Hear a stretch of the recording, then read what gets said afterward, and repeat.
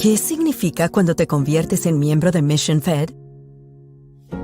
Significa que eres parte de una comunidad de personas que eligen un banco de confianza y con personal que estará ahí para apoyarlos en cada etapa de la vida. Desde su primera cuenta de cheques, su primer auto y su primera casa, hasta su próxima casa y el ahorro para el retiro. Y como no tenemos fines de lucro, invertimos nuestras ganancias de vuelta a las comunidades de San Diego. El San Diego que todos queremos es una comunidad de gente que cree en el poder de la comunidad. Por eso, trabajamos para usted. Trabajamos para San Diego. Somos un tipo de banco que trabaja para todos. ¿Suena como algo de lo que te gustaría ser parte?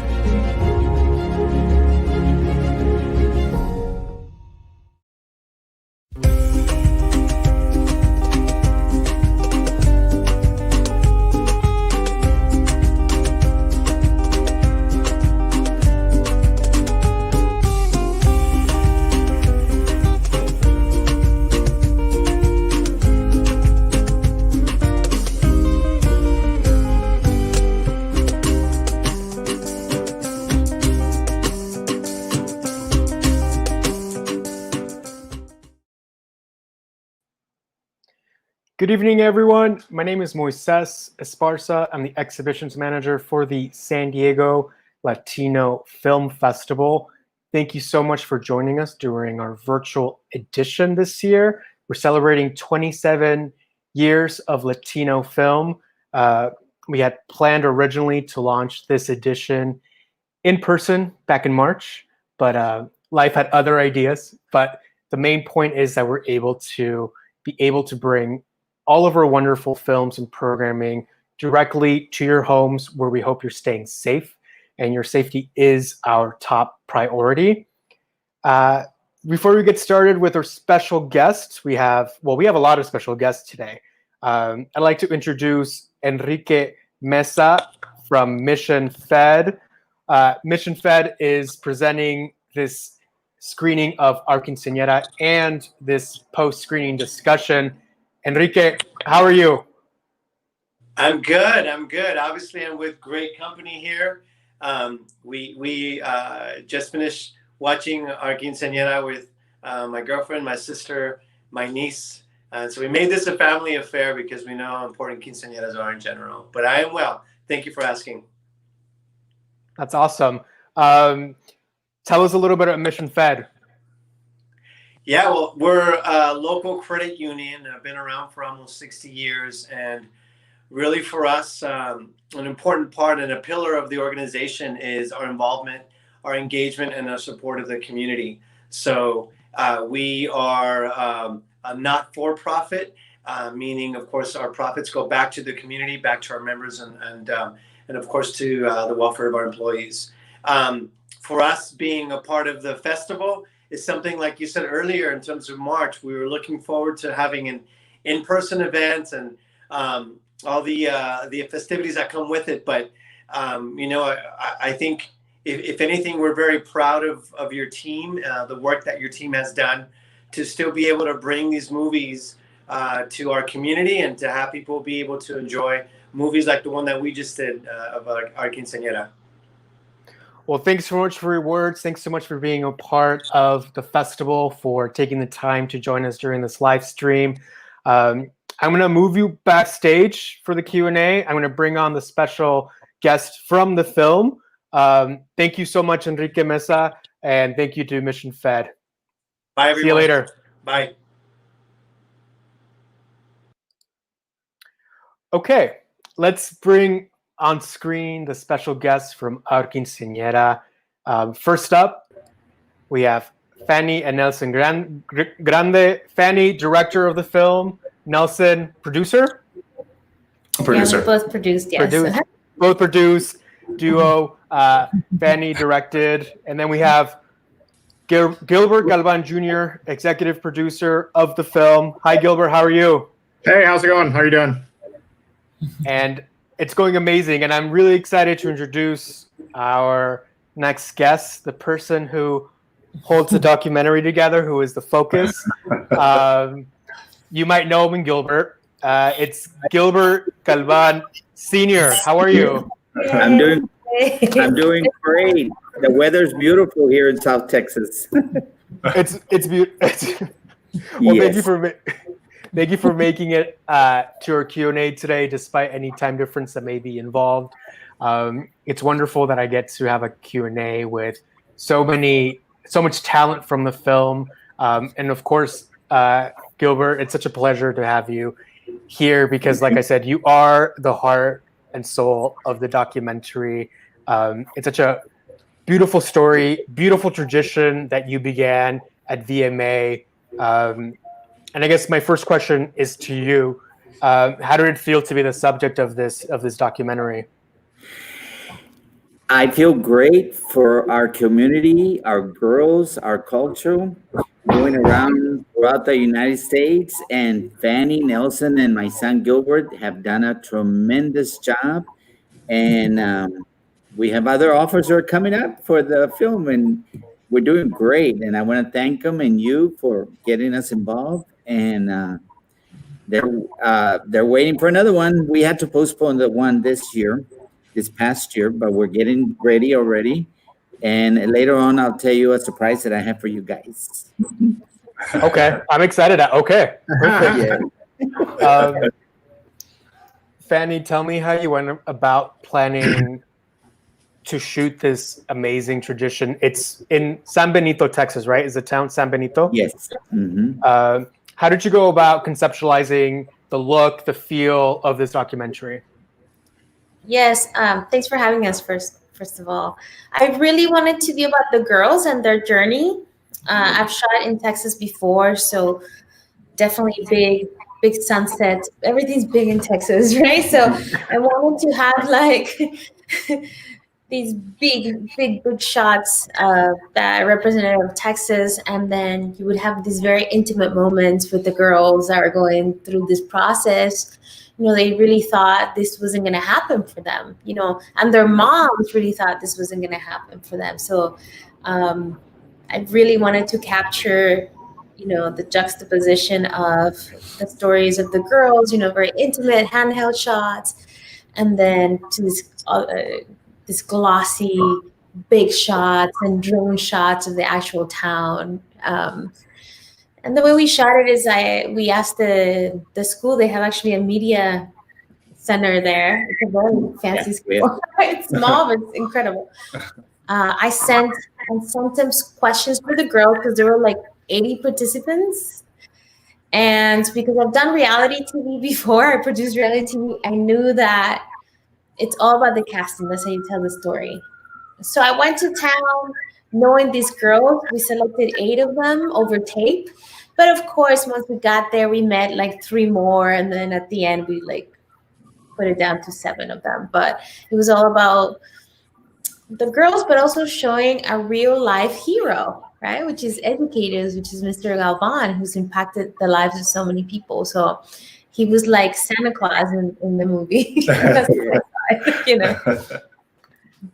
So another beautiful inclusion, I thought, was the interviews with the mothers and daughters on the bench, and they were just kind of speaking together to one another so organically and authentically and in such a touching way. Did you have any, I guess, idea about the role the mothers would play from the outset?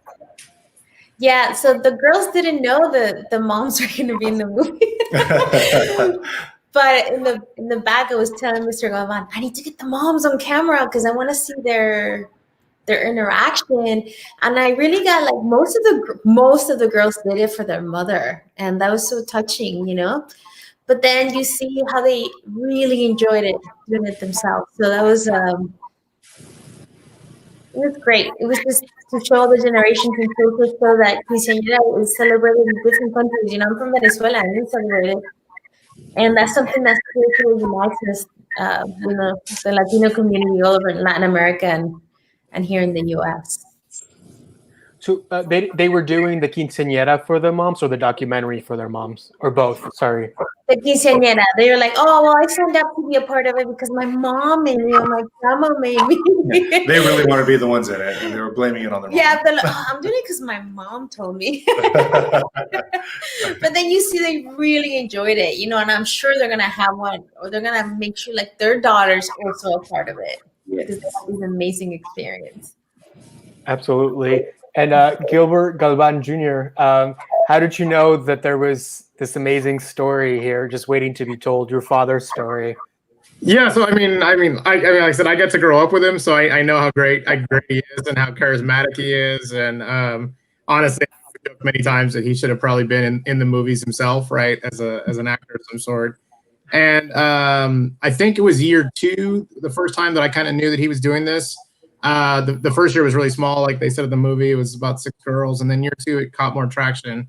And then there was a local news story about it. There's a local news, one of the news stations does a segment called Con Mi Gente, and they did a story about it and interviewed my dad and kind of showed some stuff. And my dad sent me the clip, and I was like, wow, that's really, really great. And honestly, I was actually trying to get the info to like Ellen DeGeneres or someone to get my dad on the show to talk to, you know, just to talk about it and to help the community and to kind of showcase it.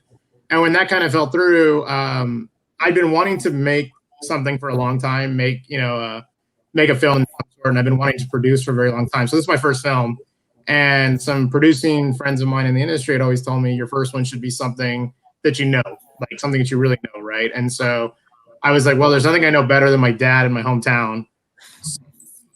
Nelson and I have known each other for a really long time, one of my oldest friends in Los Angeles. And he and Fanny had just started their company together, Avenida Productions. And so I called Nelson. I was like, hey, I know you're doing this thing right now. Look, I've got this great story about my dad.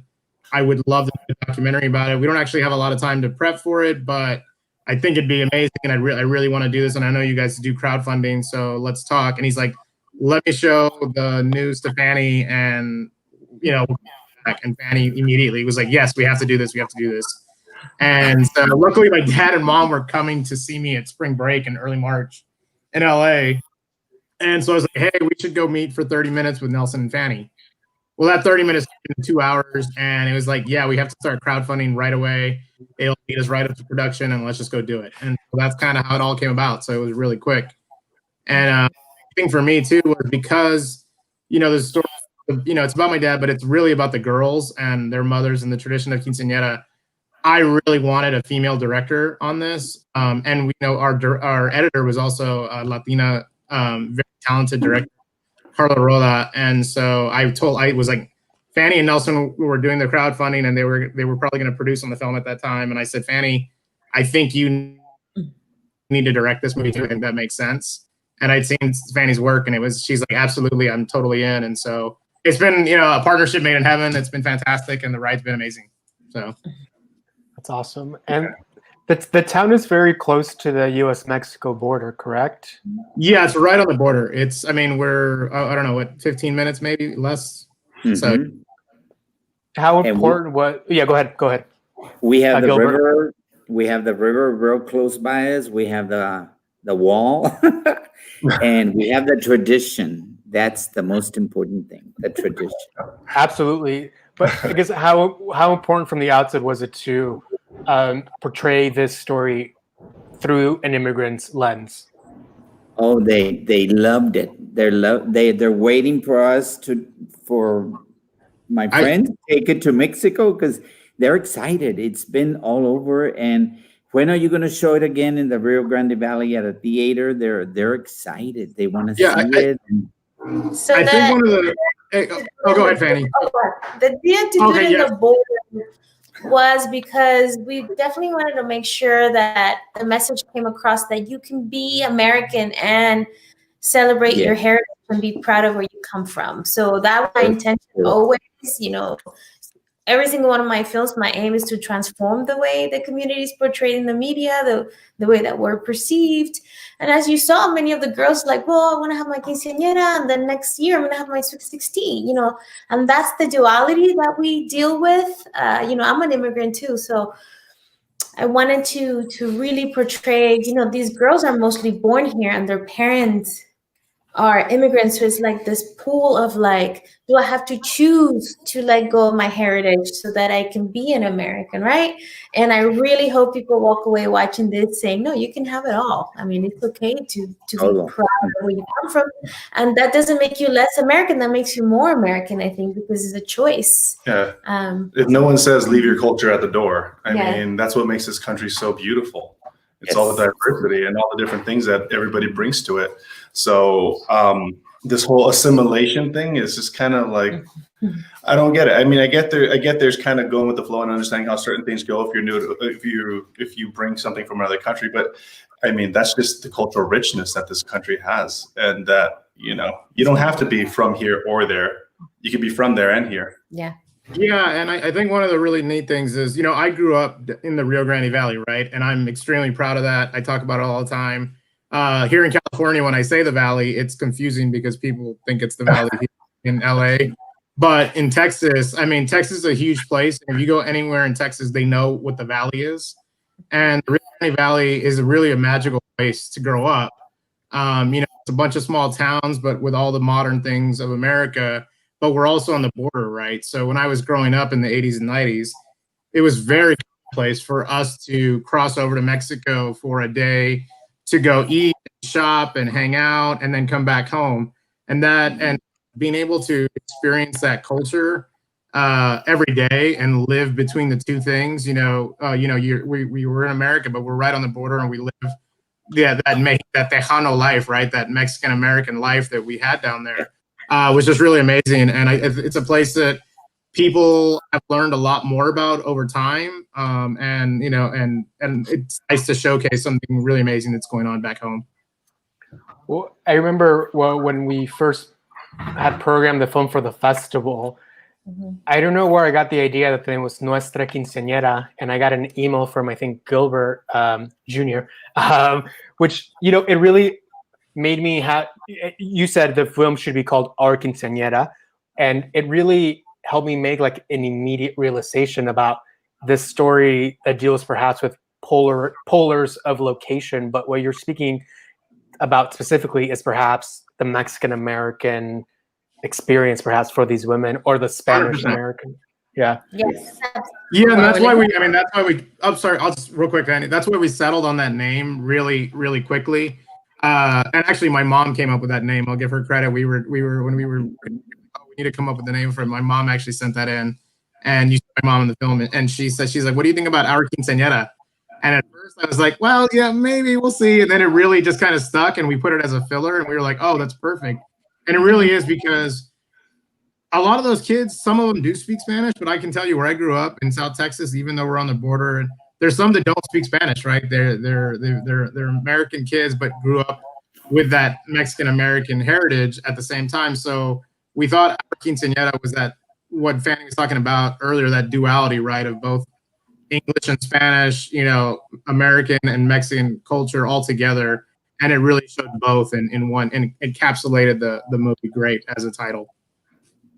Fantastic. And then, Fanny or Nelson, did you have anything to add to it? I'm sorry, earlier.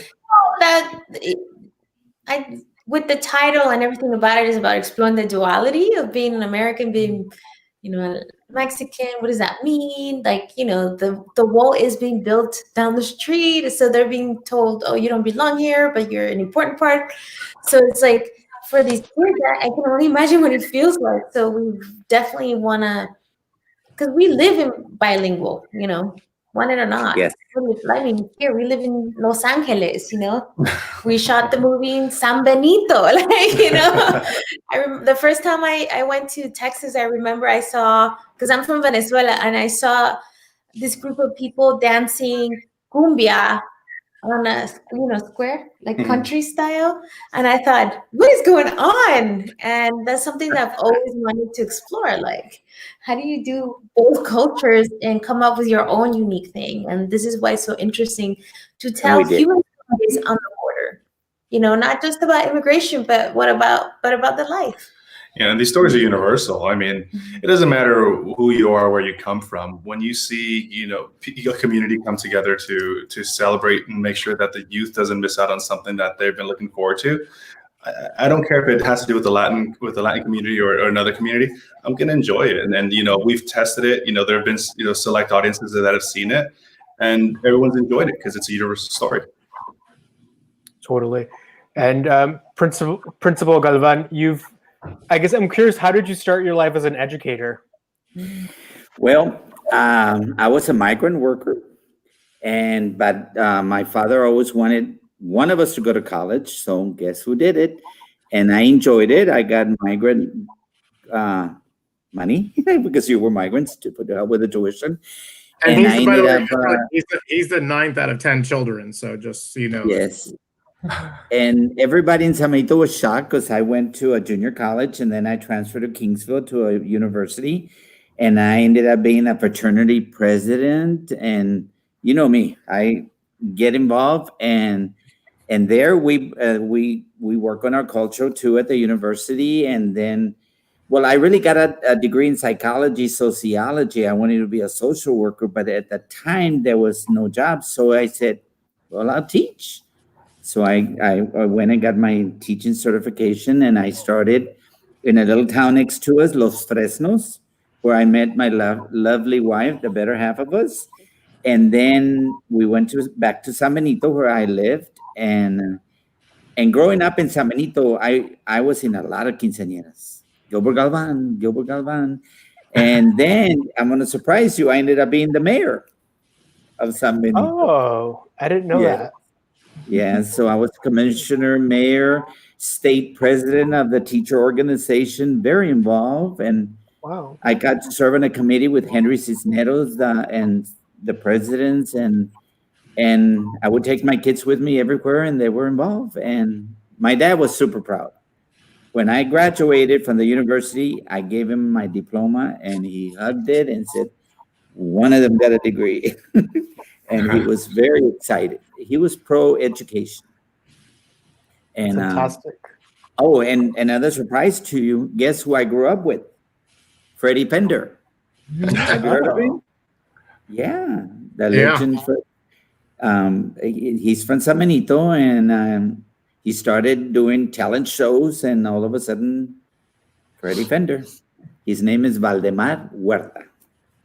So Freddie Pender gave him a good name, and San Benito were doing great. They have a tower for him, water tower, and they said, Gilbert, they're going to do a water tower for you. I said, forget it. Freddie is good. No, let's go on. And San Benito is very talented. And education, my kids all graduated from San Benito High School.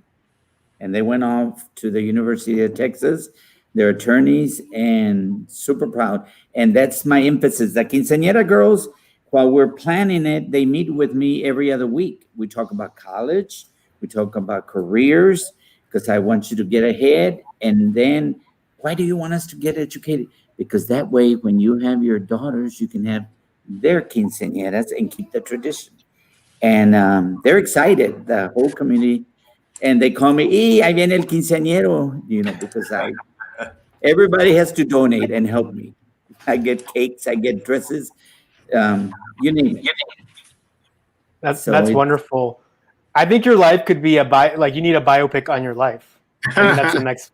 That's not just the quinceañera aspect, like from the start, from the beginning. So I want to share, Moises, that Mr. Galvan, not only was he the first one in his family to go, and his high school, the counselor told him, "Oh no, you'll never make it." But despite all of that, you will never go to college, right, Mr. Galvan? Right. I went and told her I want to take my ACT. She said, "Oh no, you're not going to college. You're going to Vietnam." So I did it on my own. And took my ACT. There was a Hispanic that was doing his internship for counseling. He said, "Wait, don't worry." He gave me the application, send it in, and that's how I did my ACT. And because my counselor didn't, and I was senior class president. I was involved, but they wouldn't push for us to go to college. And I I pursued it. I wasn't going to let her tell me not to go, and I went on my own. It's amazing what we've done in San Benito, and we're sharing it with the world, and there's much to come. So you want me to tell you now the surprise for the future? Go for it. Is now the time? Okay. Yeah, we were planning it for last May. Well, it didn't happen because of the pandemic. So I have all the dresses with the girls' names. And the committee were meeting, and my librarian said, Mr. Galvan, why don't we surprise him? And we can do quinceañera / Sweet 16 this year. Oh, And some of the girls have been talking to me, said, are you going to do it? I said, we're going to do it for the first time. So we're going to have our annual quinceañera, plus if they want to do it, we have their dresses. We have them all with their name. We'll do / Sweet 16. So it's going to take place next year? It's going to happen the May of 21. Mm-hmm. We already have the date, and we're going to plan it. And that's so amazing. Oh my God. It's such a beautiful rite of passage that maybe also connects to a deeper connection to traditions and family life. Obviously, you said the themes are universal, and they very, very much are. But I guess, how do you hope this film connects to an individual or a young woman who may not have had someone like Mr. Galvan having this quinceañera for them? Like, how do you hope this film speaks to girls who may not have had the opportunity to have a quinceañera? Fanny, I'll let you go first on that, and then I'll jump in. Yeah. For us, this is what we made the film, right? To inspire girls and to inspire communities, because yes, I mean, it clearly shows that when a community comes together, dreams come true. And that is true. It takes a village. Yes. All those cheesy sayings are the truth. Even this movie was made from the community. We crowdfunded it. And then when we filmed, people were showing up and, giving us free food. And just like the quinceañera, also the film was a result of the support of the community. So we know it's true. So we just hope that if they have other dreams, that they get other people involved, or that the community really comes together to help the youth. That is, at the end of the day, the goal of this film. Yes. Mm-hmm. Yeah. Oh, sorry. Go ahead. I was just going to say, I wanted to add to that. I think our log line for it was, to inspire young Latinas that any dream they have can come true, right? And I think, maybe everyone doesn't have my dad around, but I think in everyone's lives, there's usually at least one person that will support you and help you to get where you need to get to, right? Like that counselor who was doing an internship that helped my dad take his ACT, right? And and there's a lot of people out there, and I think it's one of those things that if you want something, you can get it, right? You can have it. No matter what circumstance you're in, there's always that chance. And I think this is one of those things, right? So I went to a few girls and said, oh, you're not having one. Would you like a quinceañera? And they were like, yeah. And he's like, I'll throw one for you, right? And I think it's that if you take chances and you go for what you really want in life, I think you can get it no matter who you are. And hopefully it inspires young Latinas everywhere to, shoot for any of their dreams and achieve whatever they can. I mean, look at Fanny. She's, a successful female director in Hollywood, right? In an industry that doesn't support Latinos and Latinas at all. And she's a Latina director, successful director and producer. So I think that's another inspiring thing, right? That a female director can do a film like this and be successful and show everyone else that. So. And the girl with the blue dress, last year she won national championship chess tournament. So yeah, that's amazing. That's a big deal. That's fantastic. They're all going to college because I check on them. Hey, I see them at H-E-B, Walmart, or how we doing? My second year, Mr. Galvan, in college. I said, keep it up, keep it up. Never stop being the principal. Yeah, I'm principal 24/7. That's great. So people have started dropping some questions for us. This one is from Eventive. I'm going to throw it on screen. I'll read it out loud as well because the text might be a little small, but let's see. All right. David Ramirez, David, thanks for watching the film through Eventive, first of all. Here's the question. Thank you to everyone for all you do. such a beautiful gift to Principal Galvan. Did you ever feel you had gone over your head with all the planning of the event? No, I love it. I've always been involved in planning. I even did a quinceañera for my little sister, the only girl of. I was in junior college, and she wanted a quinceañera. My parents couldn't afford, so I got sponsors, and I was a freshman in college, and she wanted one, so I planned one, and we did it. Yeah, I don't think there's ever been anything that he thought was over his head.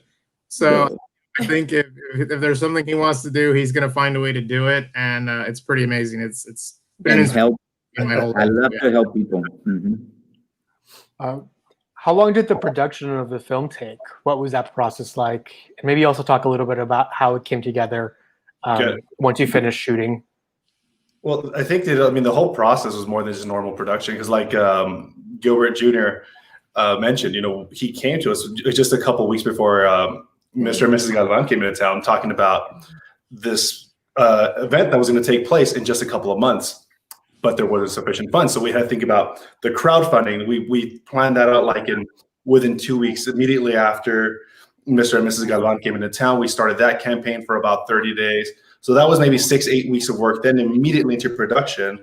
Well, we're doing both at the same time. Yeah, well, pre-production was rolling at the same time as the crowdfunding campaign was rolling. And then in production, we had we did like 2-week pre-production, and we shot for 10 days. Not even, right? 10 days, yeah. Yeah, roughly 10 days. Yeah, like 8 to 10 days. Well, the other option would have been preparing for next year, but we're like, no, this is such an amazing story. We don't want to wait. We don't want to wait till next year. I remember taking it to Fanny. I was like, Fanny. So Gilbert came over. He said this about his parents, and she was like, yes, this is great. Yes. Yeah. So it was. I think, when we decided we were going to do this, we looked at the calendar really quick, and we knew what the date was. And Fanny was like, well, if we start, I think it was like the weekend, and she's like, if we start the crowdfunding on Monday, I think time and the money will come in right like the day before we start shooting. And I was like, okay, I can probably float the money until then. So all right, let's do it.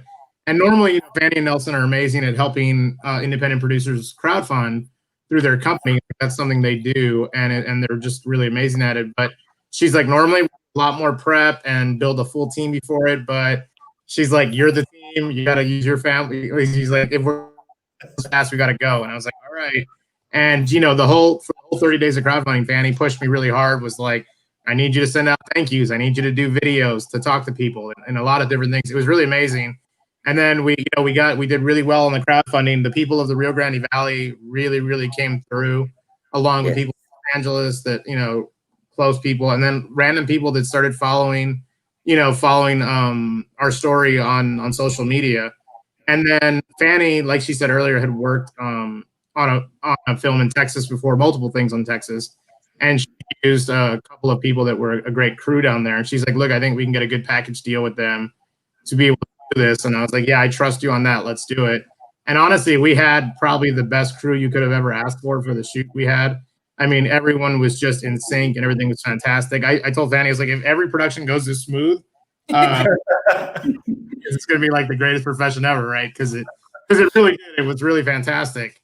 And I mean, we were exhausted. We were doing 16, 17-hour days because we had to get as much as we could. We had 2 film crews going at the same time, trying to catch as much footage as we could while we were there. And and then after it was shot and we wrapped, we came back to LA and we moved into the editing side fairly quickly. We wanted to find someone because we were trying to hit certain festivals fairly quickly right away. I'm as I said earlier in the panel we did earlier, I was like, I'm not a very patient person. So I was like, I have a long time to do this. I know some documentaries take a long time to shoot and put together. I was like, no, I want to go and get it done. And we got really lucky. Fanny had a lot of contacts that started sending us in their reels for editing. And it's funny, my family was in town that summer and we were at Disneyland celebrating my niece's birthday. I think it was her 4th birthday. And Fanny's like, hey, so I've got a couple. I think this one's really good. And I was like, oh my God, I love her stuff. Let's get her. I was like, but can we get it cheap? Because I'm right? Yeah. And I was like, yeah, we need it quick. And Carla Roda, I mean, I can't talk enough about her. She worked with Fanny, and the editing was fantastic, and we were really excited about that. So, yeah.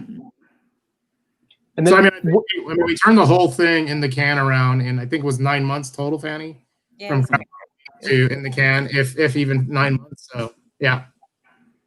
That's amazing. I've had conversations with filmmakers this edition who spent 10 years like researching and everything. So it's great that I think it's a great message to aspiring filmmakers listening to this message that you don't need to spend all that time to create a significant and beautiful documentary, especially one that's culturally, emotionally, and traditionally resonant.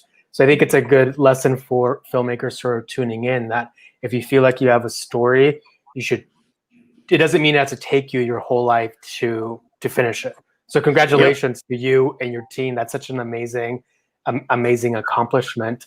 Have the students seen the film already? The quinceañeras who were in the movie?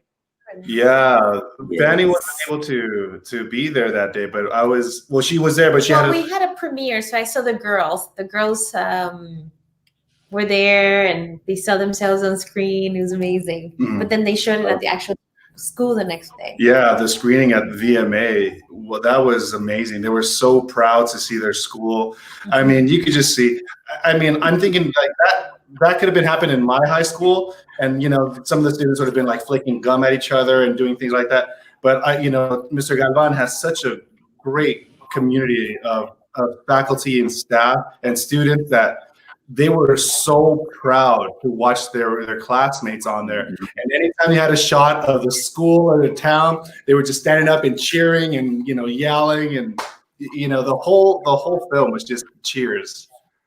It was really great when we did a big theatrical premiere for one night in at the theater that I worked at in high school. So same manager. I worked in a movie theater in high school, and so we were able to do it in their big theater there. And I mean, we had a sold out crowd. We had a lot of the community leaders, people that donated, sponsors, and then all the girls that are in the film, like the 7 or 8 that we featured, got to all come out, and we introduced them. And it was a lot of fun. It was really great for everyone to get to see that and get to really participate in all of that. So. Principal Galvan, did you have something to? They're waiting for another premiere. Edinburgh, McAllen, and all that. They're when are you going to bring it back? I said, well, I'll talk to the directors and all that and see what they do. Very soon. VMA seems like a very fascinating school, as depicted in the documentary. It seems like its emphasis is college prep or very strong college prep, but there's also a strong ROTC component. Meanwhile, there's this tradition, the quinceañera tradition, that all exists within this setting. I don't remember my high school being like this. So tell me a little bit about this school's identity, which I find pretty fascinating. Okay, all the ROTC boys are the escorts for the girls in the quinceañera. And then I have a mariachi group. I have a conjunto group. We have a DJ class. And also we have a big medical program for the San Benito High School. And I'm a 9th grade campus high school. And we have a medical program. We have a courthouse in the school for law. And we have an ambulance simulator inside the... We try to help them in all areas. Now we're going to have a barbershop training. We have a little bit of everything and get the kids involved. Welding. On the back of my school, we have an act farm for all the animals competition, the cattle. We have a little bit of everything. I have lecture rooms in mine. I have a dance studio. I have a TV station. So my kids, I get them ready for 10th, 11th, and 12th, and they hear it once a week. College, college, college. We're all going to be successful. So Moises, going to school in San Benito, I can tell you that San Benito School District, I mean, it's your typical Texas school district. You're the high school in football. Friday night football is all that matters in the world. people have their clubs and the band, and then there's the band and sports and cheerleading and academics and everything. But for a small town, which San Benito is a very small town. I mean, I think our total population is under 26,000 people, and honestly, the same since I was there, right? And I left in 1999. But they've always put the kids first in our town, and for anything when it comes to school or academics, and they really invest in the school, right? And the kids and if you want the opportunity, it's not, by the way, it's not a magnet school. It's a public school, right? The whole thing is public schooling. And I think that's really important because I really support public school teachers quite a bit and educators. And it's just this one thing where the town truly cares about all the kids and they do everything they can and they apply for every grant in the world and every money they can get to build for the kids, right? So, and I think that's really great because the kids are the future. And I mean, look at me. I came out of there and now I'm in Los Angeles and working on film and in the entertainment industry. So, I think there's a lot out there, right? I think that's pretty standard throughout the Rio Grande Valley. But I mean, San Benito, I went to school there. I grew up a Greyhound, and it's my it's home and it's a special place. But academics is number one. We pushed for academics. Yeah. Yes. But they have everything, and they have a TV station for for the party. We had 2 cameras, and I'm like, I really need a jib in the back. I need an extra camera, but how are we gonna do this? It's like we had our own rental house and on then site. They're like, oh, let's go to the school, and they had this 4K camera. Yeah. like everything we needed for the movies, like, oh, here it is. Oh my. Yeah. Yeah, we needed some extra lighting, and they're like, oh, well, yeah, will these work? And we're like, yep, those work. Okay. This is a community film made by the community through and through. Yes. It sounds like all the pieces. Yeah. We asked three students. We asked 3 students, and they were PAs on the movie for us too while we were shooting. So 3 of the high school kids got to be PAs for us. Yes. It was fun to give them that experience. Yeah. Fanny, I ask all the documentarians that I speak with this question.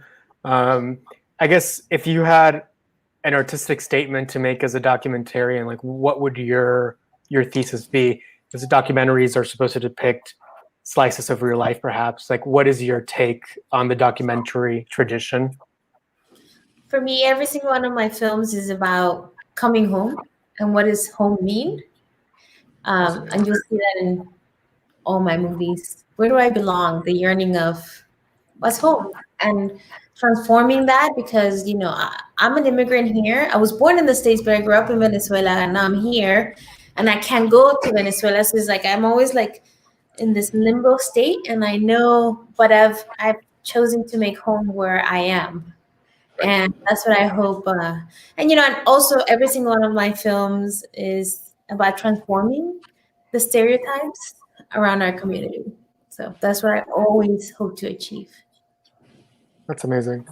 And then Gilbert Jr., what was the biggest lesson you learned about executive producing during this shoot? Well, I think the biggest one that any executive producer does first is make sure you have the money to make your movie, or find the money. You have to have the money for it, right? So, but I don't think I don't want it to sound like that's a hurdle that you can't overcome, right? Because we did it in no time. And I think with today's technology, the way cameras are, everything else, and with crowdfunding, and if you have a really good story to tell, you can get people to back your story and be invested in it. And I think that was a big thing for us too. Once we cut a trailer and we're ready to go out, our trailer, the minute we put it out, we had, 10,000 hits in less than a week, Fanny, right? Something like that. 100. I'm sorry, 100,000 hits. I'm sorry. Sorry, 100.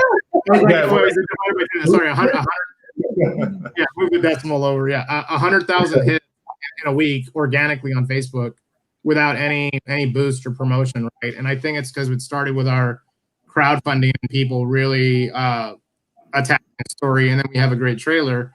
But I think the biggest story, and I mean, I guess the biggest lesson for me, and it's something I've always actually worked by in my professional career, along with now my producing career, is surround yourself with the smartest and most talented people. I said this earlier. I'm at this point in my life, I know what I know and I know what I don't know. And the smart thing is to surround people that can help you fill the gaps on the things you don't know. And that was my goal, right? So like, this is my first movie. Okay, who can I?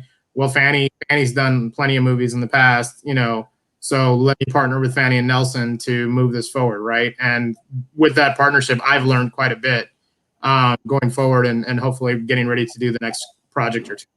So, yeah. And then, Nelson, what type of advice would you give, or from a producer's perspective, what type of advice would you give emerging filmmakers who feel like they have a great pitch or a great idea or an amazing log line? Like, what type of advice would you give these emerging filmmakers who might be listening in terms of the next step?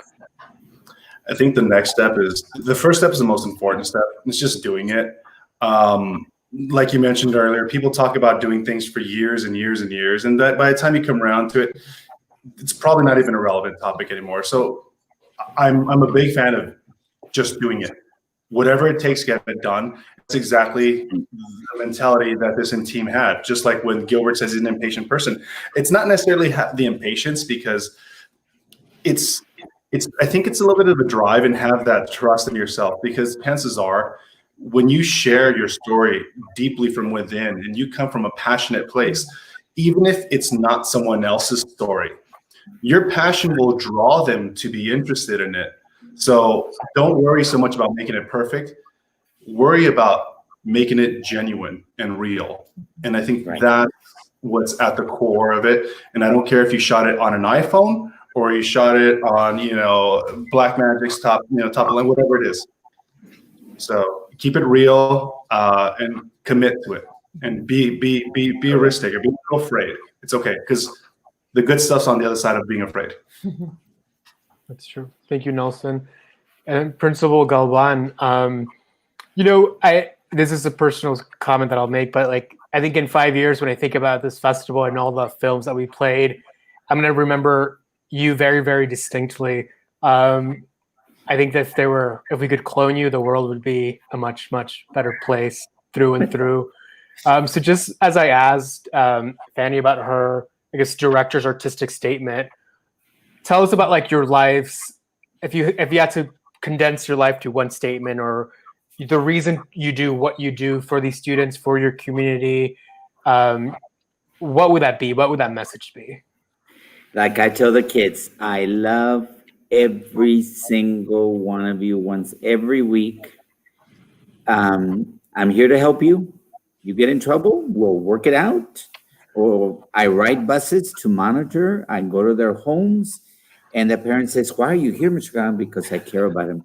Because they're in my future. One of these days, they're going to be my doctor, my nursing home directors, and I want you to take care of me. So I'm going to take care of you, guide you to be a good citizen, a productive citizen, and support the community. Well, thank you so much. Go ahead. No, I love my students. Well, thank you so much for joining us for this Q&A. If anyone has any parting words, let's share them now. But I think from the festival perspective, thank you for letting us screen this gem of a film that emphasizes the importance of community building and communication and positivity and kindness, which is so much of what we need more, I think, in this world. So thank you for sharing this gift with us. But any parting words that you'd like to leave our listeners? They asked me, Gilbert, what would you like to do next? I said, be in Dancing with the Stars, because I love to dance.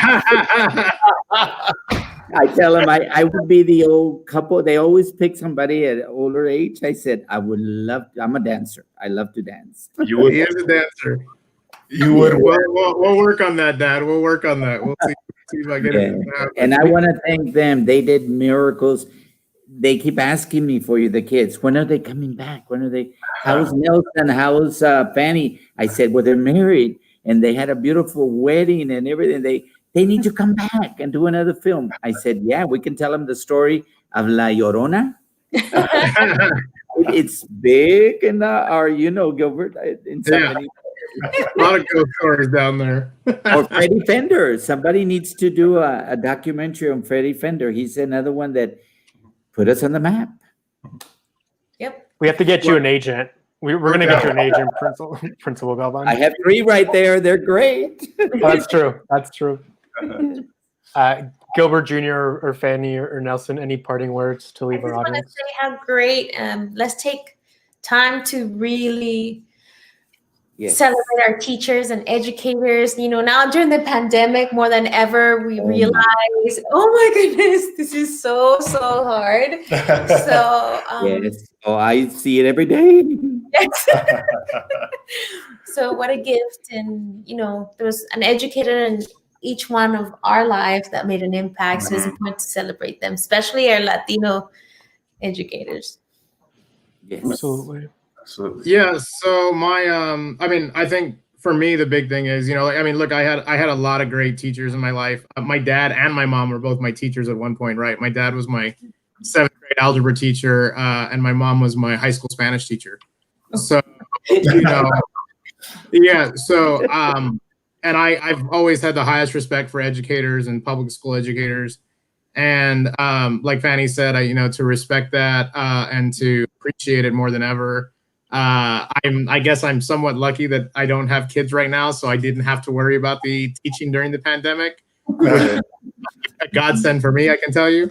Because I don't think I could have ever been a teacher. But the other big thing is, my dad, he's always been an amazing force in my life, and all of our lives in our family. And to be able to make this movie about him because of the great things he's been doing great things my whole life for people in the community and in the state and all over the place. And he touches people's souls everywhere he goes, right? And to be able to make this film about something amazing he did later on, along with just to showcase it and to give that gift to him at this time, was really special to me. So I was very happy to do that. Thank you. Thank you. And then Nelson, did you have anything? Yeah, I guess for film, hey, this is really for anybody. Just take a chance. You got something you want to do, that burning desire. It's not going to go away until you've tried it, until you've satisfied what you set out to do, or you're at least giving it a shot. And I think that's what Mr. Galvan does for everybody. Also, it's all about inspiration, and our whole world can run on inspiration. It could erase hate and break down barriers. And I'm just a big fan of giving things a shot. And thank you again, Moises, and for having us here. This is we're very happy to have shared our work with you and that you all have enjoyed it. So thanks for having us. Thanks again for having us. Thank you. Yeah, absolutely. Thank you. And if you want to, I want to be in San Diego. We would appreciate it. If you, I'd love to, let's talk about screening in San Diego if you were ever interested, and once the theaters open, of course, I'd be totally open to it. And I have a surprise too. I guess it's not a secret, but I had a quinceañera in college as like a fun student club event. Oh, that's awesome! Congratulations. Yeah, I went to the school's professional development office, and I rented a suit for a job interview, but it was for the quinceañera. So quinceañeras could be had at any age, regardless of gender, I guess I should add. But yeah, that's just, this movie had an even more special resonance to me. I don't even know. In the film, there are a couple boys that are participating in that year's also, right? So my dad, they do allow the boys that want to participate in it too. And I think that year there was 2 boys that participated, maybe 3. So that's awesome. Fantastic. Yeah. Yes. Very cool. Very cool. It's a new tradition, quinceañeros. They have big quinceañero. Yes. Mm-hmm. Well, thank you so much for your time, and much success to you and the film. I guess, where's the movie going next? What festivals coming up, or distribution plans?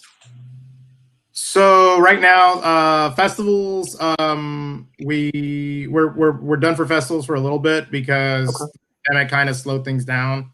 And so, but we are working on distribution right now. If we don't end up on one of the big streamers, which we're looking at still, we will be probably in the very, very near future. Releasing video on demand, so on all the big platforms, hopefully the iTunes, Amazons of the world. So we'll definitely put out notices to let everyone know to go out and buy or rent the film and get to really enjoy it at home. And then I'm sure at some point we'll do some college touring with it, or school touring at some point. That's one of the goals also, because we think it fits really well in with schools. Yeah, that's wonderful to hear. I wish you all the best, and I hope this movie is seen far and wide. Thank you so much for everything. Thank you. Thank you. Yes, nice meeting you. Pleasure meeting you. Yeah, pleasure meeting everyone. I had a great time. See ya. Bye. Thank you. Bye, guys. Bye, guys. Oh, is that your wife? It is. My better half. Why were you hiding the whole time? She's very good at hiding from the camera. I thought I saw someone dart against like the reflection of the door. It might have been you. She says, I don't have the proper makeup. Get over here. It's all good. It's all good. Well, it's a pleasure meeting you too. Thank you. Pleasure meeting you. Okay, see you next time. Bye-bye. Bye. Bye.